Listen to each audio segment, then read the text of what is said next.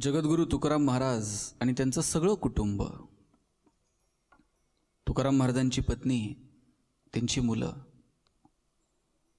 लहान लेकरं आपल्या आईकडे हट्ट करतात की गावातली सगळी मुलं ऊस खाताना दिसतात. आई, आम्हाला पण ऊस खायचंय.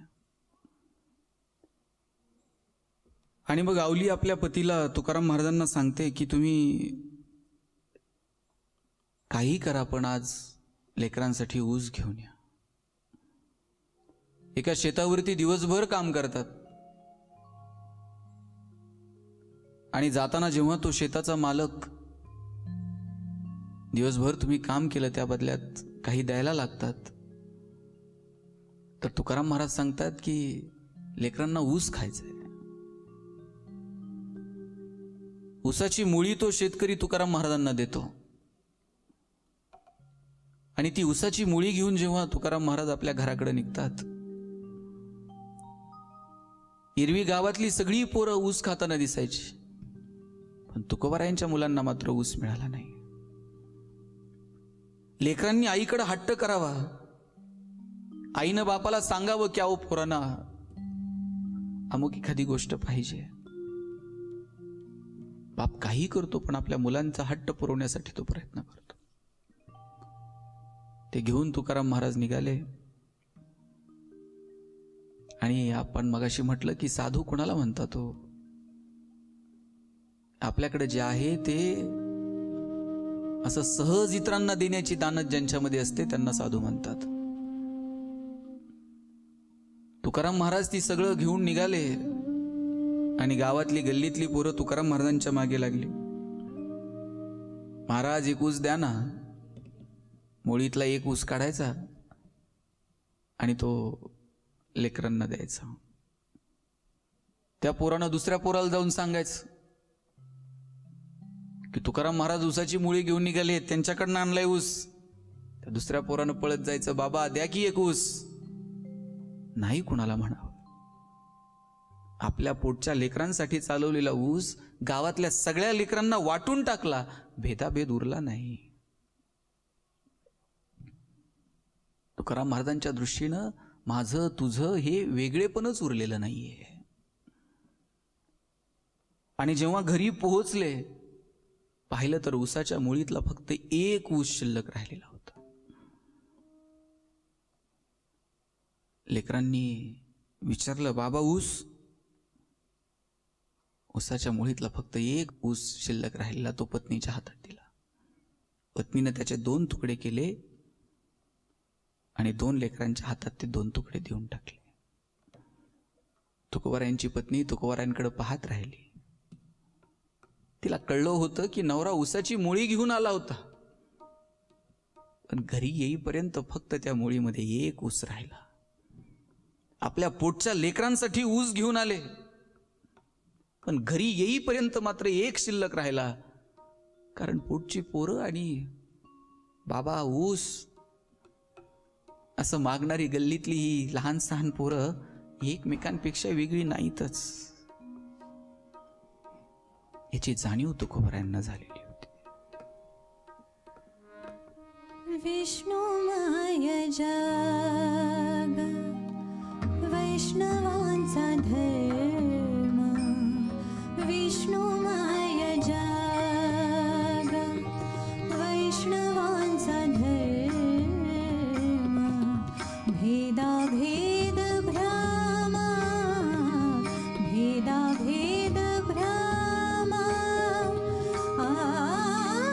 मंगळा विष्णुमय जग, विष्णुमय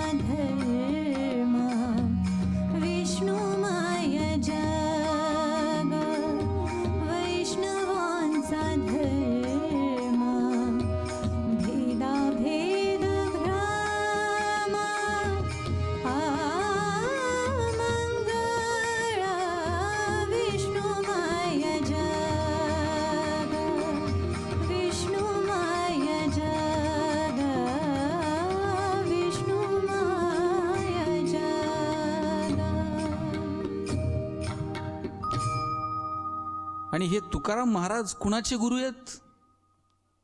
वयाच्या 14व्या वर्षी ज्यांनी 4 यवनी पातशाहीला सुरुंग लावला त्या छत्रपती शिवाजी महाराजांचे गुरु आहेत. शिवाजी महाराजांना स्वराज्याच्या कामी उपदेश करतात जगद्गुरु तुकाराम महाराज. पायकीचे अभंग, सैनिकांना उद्देशून असणारे अभंग, या अभंगातून छत्रपती शिवाजी महाराजांना मार्गदर्शन केलंय जगद्गुरु तुकाराम महाराजांनी. आणि आपले गुरु असणारे देहू निवासी जगद्गुरु तुकाराम महाराज यांची आर्थिक परिस्थिती बेताची आहे. ही बातमी जेव्हा छत्रपतींना कळते तेव्हा छत्रपतींना असं वाटतं की आपण आपल्या गुरुला भेटीसाठी काहीतरी नजराना पाठवायला हवा. आता राजा भेटायला येणारे, नजराना घेऊन येणारे, हिऱ्या मानकांचा नजराना आणला, उंची कपडे आणले, वस्त्र आणली. जुना चित्रपट जर तुम्ही बघितला असेल जगद्गुरु तुकाराम महाराजांच्या आयुष्यावरचा, त्यातला एक सुंदर प्रसंग आहे. तुकाराम महाराज घरी नाहीयेत जेव्हा छत्रपतींनी हा नजराना पाठवला. तुकोबरायांच्या पत्नीला, त्यांच्या मुलांना तो नजराना, ती उंची वस्त्र पाहून आनंद वाटला. लेकरांनी ती उंची वस्त्र अंगावरती चढवली. तुकोबरायांच्या पत्नीनं ते अलंकार गळ्यात घातले. आणि तुकोबराय जेव्हा घरी आले आणि घरी आल्यानंतर ते सगळं पाहिलं, लेकरांनी उंची कपडे परिधान केलेत, पत्नीच्या गळ्यात अलंकार आहेत. किती किती आनंद या सगळ्यांच्या चेहऱ्यावर. आपल्या शिष्यानं आपल्याला नजराना पाठवला. एखाद्या गुरुनं सांगितलं अरे माझ्या शिष्यानं पाठवलाय, याच्यावर तर माझा अधिकारच आहे. हे सगळे अलंकार अंगावरती घाला, हे सगळे कपडे परिधान करा, हे सगळं तिजोरीत आत ठेवून द्या. तुकाराम महाराजांनी हे सगळं बघितलं आणि तुकाराम महाराजांनी आपल्या पत्नीला सांगितलं, आवले हे अलंकार, हे उंची कपडे, याच्यावर आपला अधिकार नाही. राजानं मोठ्या मनानं पाठवलं असेल, पण ते स्वीकारणं हा धर्म नाही. काढ बघू ते सगळं. एकदा सांगितलं तुकाराम महाराजांनी, ते अलंकार काढ.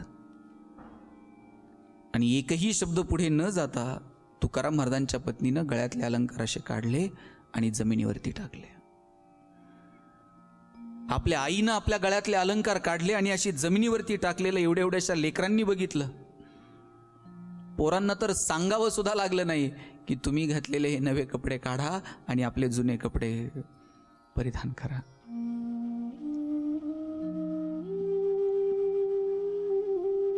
आईनं अलंकार काढून असे जमिनीवर टाकलेलं पाहिले आणि पोरांनी नवीन कपडे काढून जमिनीवर टाकले आणि आपले जुने रोजचे कपडे परिधान केले. हा संस्कार आहे. माझा दावा आहे, आपण जसं सांगू ना तसं मुलं वागत नाहीत, आपण जसं वागू तसं मुलं वागतात. सांगावं नाही लागलं लेकरांना हे आपलं नाही. आपल्या आईवडिलांनी हे नाकारलंय, हे आपलं नाही, हे आपल्या हिताचं नाही, हे एवढ्या एवढ्याशा लेकरांना सांगावं लागलं नाही. जे नजराना घेऊन आले त्या सेवकांनी आग्रह केला, तुकोबाराय हे सगळं तुमच्यासाठी आहे, छत्रपतींनी पाठवलंय. राजांचा सन्मान कायम राहील, राजांविषयीचा आदर आमच्या मनात कायम आहे, पण हा नजराना नको. राजांना सांगा, आम्ही तेने सुखी, म्हणा विठ्ठल विठ्ठल मुखी. आम्ही तेने सुखी, आम्ही तेने सुखी, आम्ही तेने सुखी, म्हणा विठ्ठल विठ्ठल विठ्ठल मुखी. आम्ही तेने सुखी, आम्ही तेने सुखी.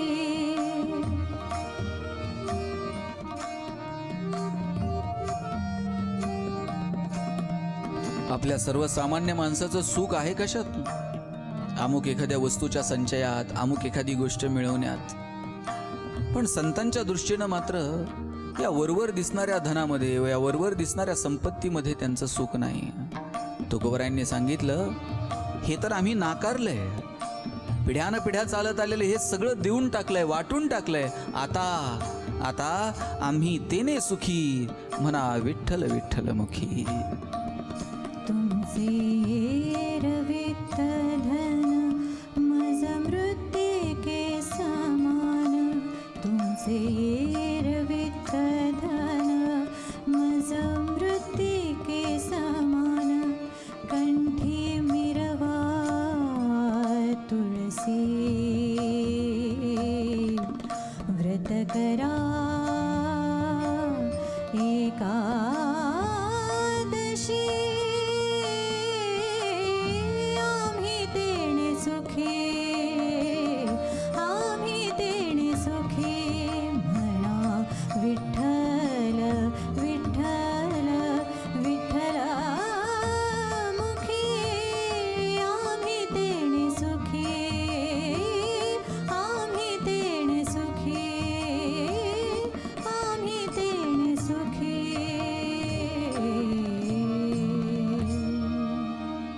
तुमचे येर वित्त धन मज मृत्तिके समान. हे धन संपत्ती आमच्यासाठी हे माती मोल आहे. गळ्यात असलेली तुळशीची माळ आणि आमचं व्रत एकादशी, आम्ही तेने सुखी, म्हणा विठ्ठल विठ्ठल मुखी. तुकोबराय आयुष्यभर त्या विठ्ठलाचं स्मरण करत राहिले.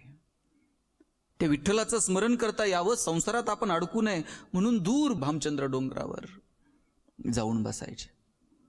आणि तुकोबरायांच्या पत्नीचं एवढं प्रेम, इतकं प्रेम आपल्या पतीवरती, की त्या नामस्मरणासाठी जेव्हा ते डोंगरावरती जायचे, तुकोबरायांच्या पत्नीनं कधी तुकोबरायांना सोडून एक घास गिळला नाही. जेवणाची वेळ झाली आणि तुकोबराय डोंगरावरून खाली येत नाहीत, ही स्वतः जेवणाचा डबा घ्यायची आणि त्या काट्यांची पाऊल वाट तुडवत तुडवत थेट डोंगरावरती जायची. आता जर तुम्ही गेलात तर थेट गाडी जाते डोंगरावरती. तो काळ कसा असेल, काट्या कुट्यांच्या या सगळ्या वाटा तुडवत उन्हात तानामध्ये पत्नी आपल्या नवऱ्याला जेवणाचा डबा घेऊन थेट डोंगरावरती जाते. आणि एक प्रसंग आहे, पत्नी जेव्हा डोंगरावरती जायला निघते, चालता चालता वाटेमध्ये एक काटा पायात आरपार शिरतो. पायात काटा आरपार शिरला, नखशिखांत वेदना झाल्या, पाय अगदी रक्तबंबाळ झाला. आवली इकडे तिकडे बघते, कुणी मदतीला आहे का? पायातला काटा काढता येत नाहीये. प्रयत्न करतीये पण पायातला काटा निघत नाहीये. आजूबाजूला कोणी मदतीला नाही. पाऊल पुढे टाकता येत नाहीये, तशीच बसली. आणि तितक्यात जनावरांच्या पाठीमागे चालणारं एक लहान मूल आवलीनं पाहिलं आणि आवाज दिला, ए राजा, ए जरा इकडे येतोस? पळत आलं पोरग. काय गाई? काही नाही, पायात काटा मोडलाय रे, जरा काटा काढशील? बघू पाय. त्या लेकरानं पायाला हात लावला आणि वेदना कुठच्या कुठे पळून गेल्या. याई थांब, आत्ता काटा काढतो बघ. आत्तापर्यंत काटा निघत नव्हता, पण या लेकरानं अलगद काटा काढला. वेदना कुठच्या कुठे निघून गेल्या. आणि तेव्हा आवली म्हटली, कसा देवासारखा धावून आलास रे. आत्तापर्यंत देवाला शिव्या देत होती, तुझ्या नादाला लागून माझा नवरा इकडं आला, उन्हा तान्हात डोंगरावर येऊन बसतोय तुझं नामस्मरण करत, आणि मला आता ही उन्हा तान्हात ही वाट चालत जायची. आतापर्यंत देवाला शिव्या देत होती, पण या लेकरानं पायातला काटा काढला आणि मुखातून शब्द बाहेर पडले, कसा देवासारखा धावून आला. आवलीने विचारलं, आणि तुझं नाव काय? माझं नाव विठू. विठू? अरे तुझ्या नादाला लागून माझा नवरा इकडे येतोय आणि तुझं नाव विठू, तुझं तोंड सुद्धा मला बघायचं नाही. आणि दुसरीकडे तोंड फिरवलं, तिकडे विठू. पुन्हा तिसरीकडे तोंड फिरवावं, तिकडे विठू. जाईल तिथे फक्त विठू आणि विठूच दिसत होता. म्हटली मला तुझं तोंडही बघायचं नाही. मी डोळेच झाकून घेते. डोळे असे झाकून घेतले. अर्धे निर्दे उघडे ठेवून वाट काढत काढत काढत तुकोबरायांकडे गेली. तुकोबराय म्हटले, आवले एवढ्या लांब कशाला आलीस? कशाला म्हणजे? तुम्ही इथं उपाशी बसलाय आणि मी तिकडं हादरते होय? तुम्ही जेवला नाहीत तर मला घास गिळत नाही हो. घ्या. तुकोबरायांना घास भरवला. आवलीनं 2 घास खाल्ले आणि जेवता जेवता गप्पा मारता मारता घडलेला प्रकार सांगितला. अहो पायात काटा मोडला, आजूबाजूला चिटपाखरू नाही, एक पोरगं तेवढं आलं आणि नाव विचारलं तर तुमच्या काळ्या इठ्याचं नाव सांगितलं, इठू म्हणे. तुकोबराय पाहत राहिले पत्नीकडं आणि म्हटले, आवले ज्याला शोधत रानावनात मी फिरत राहिलो तो मला अजून सापडलेला नाही आणि तुझ्या पायातला काटा कधी काढून निघून गेला तुला अजून समजलेला नाही. पांडुरंग कांती दिव्य तेज झळकती. पांडुरंग कांती दिव्य तेज झळकती. रत्नकिळ फाकती प्रभा. अगणित लावण्य तेज पुंजाळली. नवर्णने तेथीची शोभा. कानडाव विठ्ठलू कर्नाटको. कानडाव विठ्ठलू कर्नाटको. येणे मजलावी यलावे धो. खोळबुंथी घेऊनी खुणाची पालवी. खोळबुंथी घेऊनी खुणाची पालवी. आळविल्याने दिसादो. कानडाव विठ्ठलू कर्नाटको. येणे मजलावी यलावे धो. तो इतका भोळा आहे की तुमचं दुःख निवारण्यासाठी तो स्वतः धावून येतो. तुकोबराय म्हणतात, आवले तू किती नशीबवान आहेस. त्याला शोधत शोधत मी रानावनात फिरत राहिलो, मला तो अजून भेटलेला नाही आणि तुझ्या पायातला काटा काढून कधी निघून गेला तुला कळलं नाही. आवले किती थोर आहेस तू. पाया पडू गेले तव पाऊल चिना दिसे. पाया पडू गेले तव पाऊल चिना दिसे. उभाची स्वयंभू असे. समोर की पाठी मोरा न कळे. समोर की पाठी मोरा न कळे. ठकची पडेले कैसे. कानडाव विठ्ठलू कर्नाटको. कानडाव विठ्ठलू कर्नाटको. येणे मजलावी यलावे धो. तुकोबरायांच्या पत्नीचा तुकोबरायांवरती जीव होता, पण ती चिडायची रागवायची यासाठी की तुम्ही थोडं संसारात लक्ष द्यावं. माझ्या लेकरांच्या तोंडाला 2 घास मिळायला हवेत, त्यांचं पोट भरायला हवं. आणि गावाकडून ती तिच्या माहेरून एक म्हैस घेऊन आलेली होती. दिवसभर ती म्हैस दूध बसायची. आणि तेव्हा तुकोबारायांची मुलगी म्हणते, अगं आई, किती वेळ तू ती म्हैस धुणार आहेस? आता किती धुतली तर ती पांढरी होणार आहे.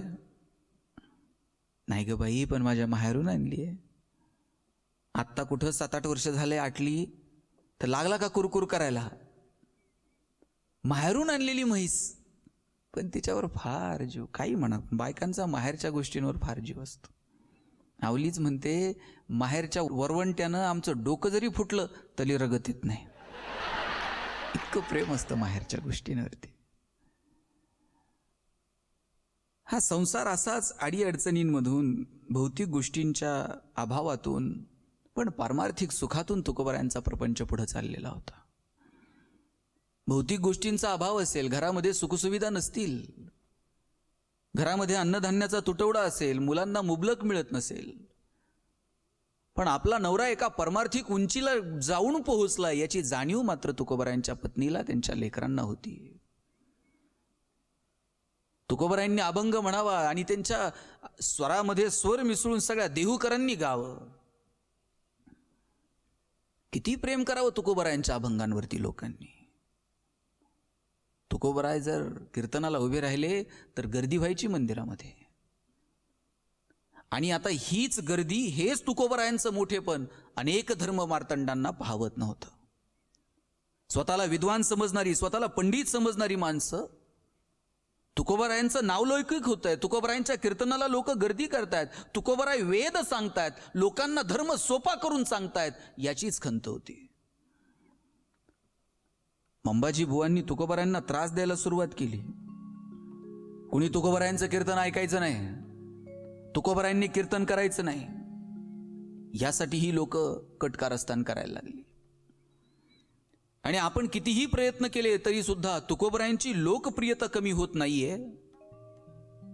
आणि तुकोबारायांचे अभंग गायले जात आहेत, तुकोबारायांच्या अभंगांवरती कीर्तन होत आहेत. ही खंत घेऊन मंबाजी बुवांनी तक्रार केली ती रामेश्वर भट्टांकडे. रामेश्वर भट्ट वाघोलीकर मोठे विद्वान होते, मोठा अधिकार होता.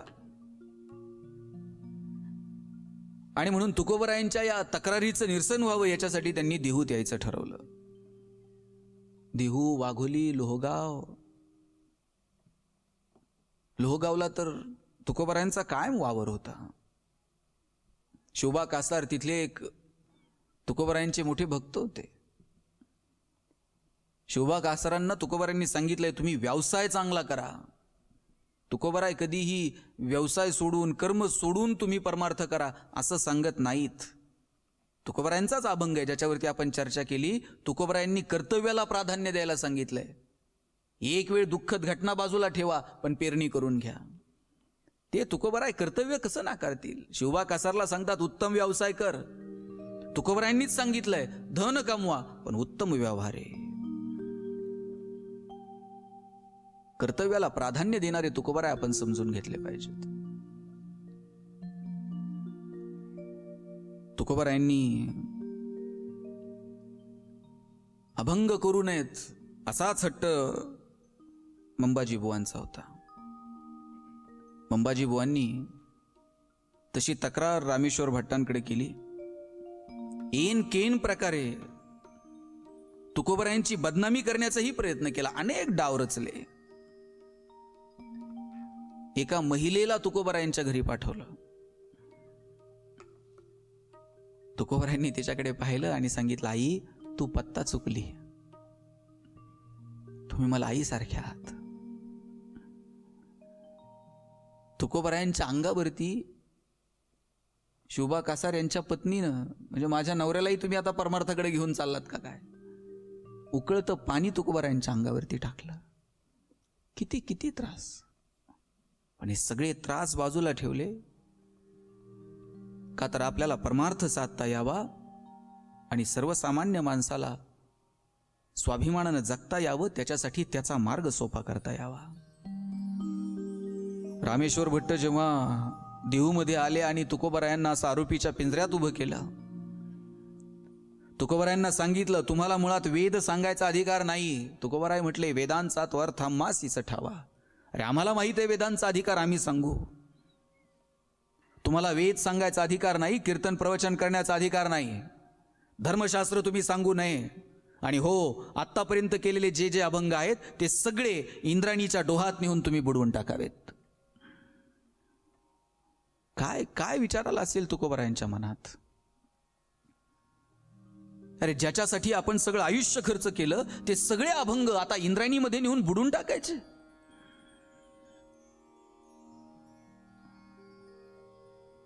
ब्रह्मवृंदांनी सांगितलेला आदेश तुकोबरायांनी मान्य केला. हात जोडून सभेला नमस्कार केला आणि सांगितलं, जशी तुमची आज्ञा. तुकोबराय घरी पोहोचायच्या आत काही मंडळी तुकोबरायांच्या घरी गेली आणि तुकोबरायांच्या पत्नीला सांगितलं, तुकोबरायांच्या वह्या द्या. वह्या कशाला? ब्रह्मवृंदांचा आदेश आहे की तुकोबरायांनी अभंग करायचे नाही आणि आजपर्यंत केलेले अभंग सगळे इंद्रायणीमध्ये नेऊन बुडवून टाकायचे. आता तुमच्या मनाची कल्पना काय? एखादी पत्नी म्हटली असती, या अभंगाच्या या परमार्थाच्या नादी लागून संसार बुडवला माझ्या नवऱ्यानं, बरं झालं, सुंठे वाचून खोकला गेला, न्याय हवाया आणि बुडून टाका, आता तरी नवरा व्यवहारामध्ये संसारामध्ये लक्ष देईल. पण तुकोबरायांचीच पत्नी आहे, तिला आपल्या नवऱ्याची परमार्थिक उंची ठाऊक आहे. वह्या घ्यायला आलेल्या धर्ममार्तंडांना ती सांगते, अरे या परमार्थासाठी माझ्या नवऱ्यानं संसार बुडवला आणि आता तुम्ही परमार्थ बुडवायला निघालात. वयांना हात लावला तर खबरदार, पुढे यायचं नाही. तुकोबराय तिथं आले आणि म्हटले, हे आवले काय म्हणतेस? आदेश आहे तसा, देवया. तुकोबरायांच्या सांगण्यावरून तुकोबरायांच्या पत्नीनं त्या वह्या या लोकांच्या स्वाधीन केल्या आणि तुकोबरायांची गाथा इंद्रायणीमध्ये बुडवली गेली. पण तुकोबराय रडत बसले नाहीत. आपल्या न्याय हक्कासाठी तुकोबरायांनी त्याच इंद्रायणीच्या काठावरती अनुष्ठान मांडलं. एक अन्नाचा कण घेणार नाही, पाण्याचा थेंब घेणार नाही. लोकांना तुकोबरायांची काळजी वाटायला लागली. धर्मसत्तेच्या समोर या सर्वसामान्य माणसांचं काय चालणार? पहिले 2 दिवस कोणी तिकडे फिरकलं नाही. तुकोबराय, त्यांचं कुटुंब, आजूबाजूचे 2-4 मित्र. पण आता मात्र लोकांना कळलं की हा तुकोबरायांवरचा अन्याय आहे. आणि पाहता पाहता देहू आणि पंचकृषीतून सगळी लोक तुकोबरायांच्या साथीला जाऊन तिथे बसली. एकीकडे गाथा इंद्रायणीमध्ये बुडवली गेली आणि इकडे मात्र तुकोबरायांनी अन्न पाणी सोडून दिलं. तेव्हा कथा सांगते की तुकोबरायांचा अधिकार एवढा मोठा की साक्षात इंद्रायणीला ती गाथा तुकोबरायांना परत द्यावी लागली. आजूबाजूची जमलेली मंडळी तुकोबरायांकडे बघते आणि म्हणतात, तुकोबा, गाथा बुडवली असेल हो इंद्रायणीत, तुमचा अधिकार एवढा मोठा की इंद्रायणीनं तुम्हाला गाथा परत करावी. अहो, 1000दा अशी गाथा इंद्रायणीमध्ये बुडू द्या, पण आमच्या मनावर कोरले गेलेले तुमचे अभंग आणि आमच्या मनावर कोरली गेलेली तुमची गाथा ही कशी बुडणार हो? जोपर्यंत चंद्र सूर्यग्रह तारे आहेत तोपर्यंत ही गाथा इथल्या सर्वसामान्य माणसांच्या हृदयावरती गाजत राहील. अनुष्ठान मांडलं. तुकोबराय त्या इंद्रायणीकडे पाहत राहिले आणि तुकोबरायांनी साद घातली आणि आईला विनंती करतात,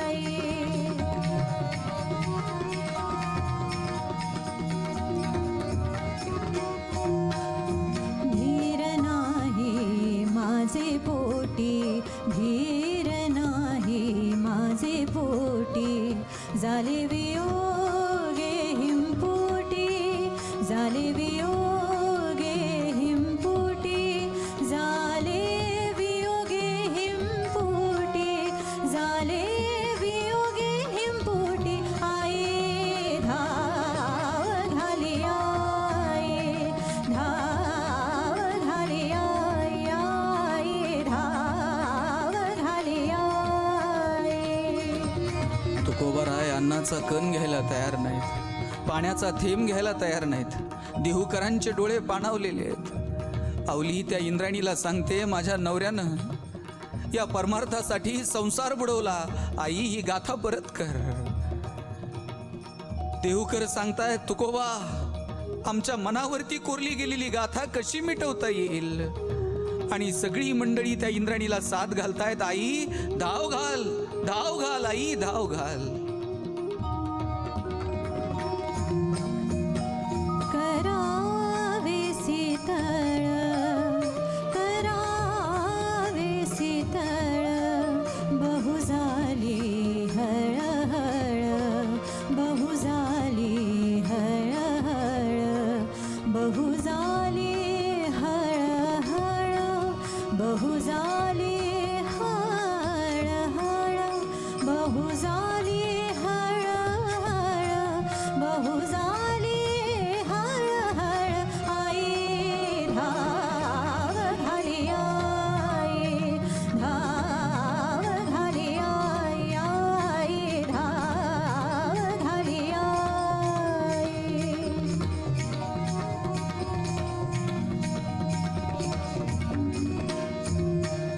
तुका म्हणे डोळे तुका म्हणे डोळे तुका म्हणे डोळे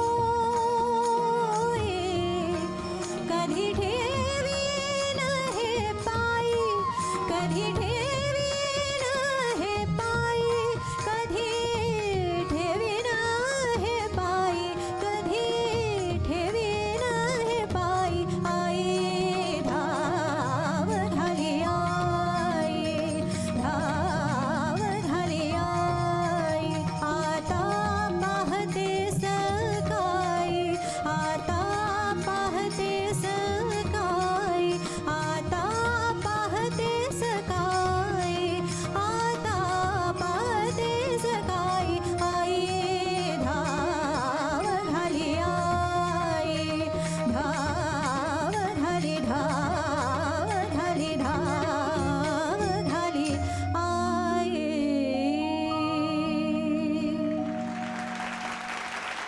इंद्राणी तर गाथा परत केलीच, पण तितक्यात कोणीतरी म्हटलं, तुकोबा आमच्या मनावर सुद्धा ते अभंग असेच कोरले गेलेले आहेत. कुणीतरी म्हटलं, अम्मा घरी धन शब्दांची चरत नाही, शब्दांचीच शस्त्र यत्न करू, शब्दच्या मुचा जीवाचे जीवन शब्द वाटू धन जन लोका. कुणीतरी उठून सांगत होतं, आम्ही तेने सुखी म्हणा विठ्ठल विठ्ठल मुखी. कुणीतरी एक जण उठला आणि त्यानं सांगितलं, असाध्य ते साध्य करिता सायास कारण अभ्यास तुका म्हणे.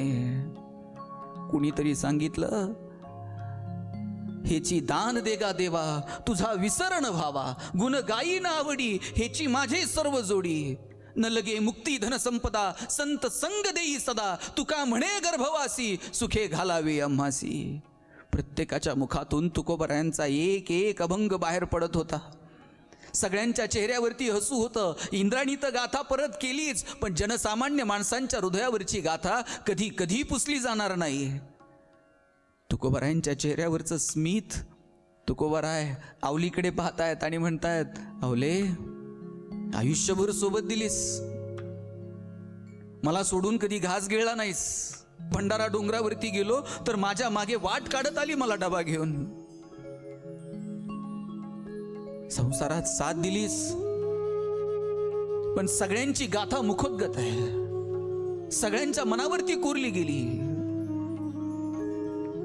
किती किती प्रेम तुकोबरायांच्या गाथेवरती. अरे जात्यावर दळणाऱ्या बाईनं सुद्धा तुकोबरायांचा एखादा अभंग म्हणावा, शेतावरती काम करणारे शेतकऱ्यांनाही तुकोबरायांचा अभंग म्हणावा. किती प्रेम केलं तुकोबरायांच्या गाथेवर. आता तुकोबराय आपल्या पत्नीला विचारतात, अवले सगळ्यांची गाथा पाठ आहे. एखादा अभंग तुझ्याही लक्षात आहे का ग? पदरानं डोळे पुसले आणि लाजून म्हटली, नाही कसं? आयुष्यभर तुमच्या सोबत राहिले, माझ्या पण आहे की ध्यानात. आणि कोणता? ते काय तर आहे ना, आणू रेणू होनी थोकडा. आणि आता बरं पुढं नवऱ्याचं नाव कसं घ्यावं? अणुरणिया थोकडा, अणुरणिया थोकडा, अणुरणिया थोकडा.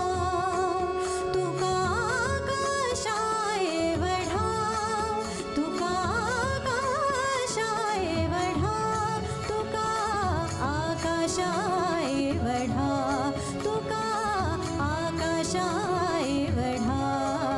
अणुरणिया थोकडा, अणुरणिया थोकडा. तुका आकाशाए वढा, तुका आकाशाए वढा, तुका आकाशाए वढा, तुका आकाशाए वढा.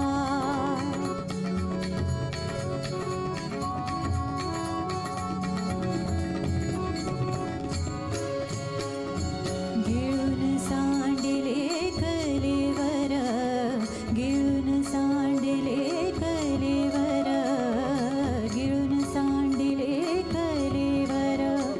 भवभ्रमाचा आकार, भवभ्रमाचा आकार, भवभ्रमाचा आकार. अणुरणिया थोकडा, अणुरणिया थोकडा. तुका आकाशाए वढा, तुका आकाशाए वढा, तुका आकाशाए वढा.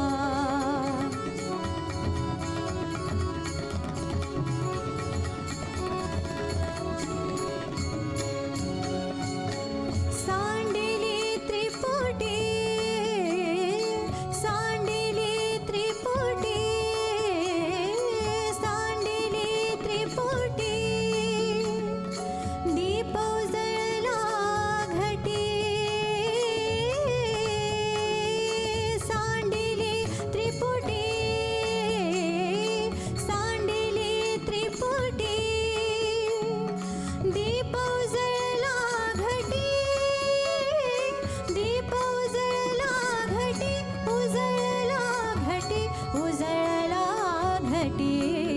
अणुरणिया थोकडा, अणुरणिया थोकडा, अणुरणिया थोकडा. तुका आकाशाए वढा, तुका आकाशाए वढा, तुका आकाशाए वढा, तुका आकाशाए वढा, तुका आकाशाए वढा.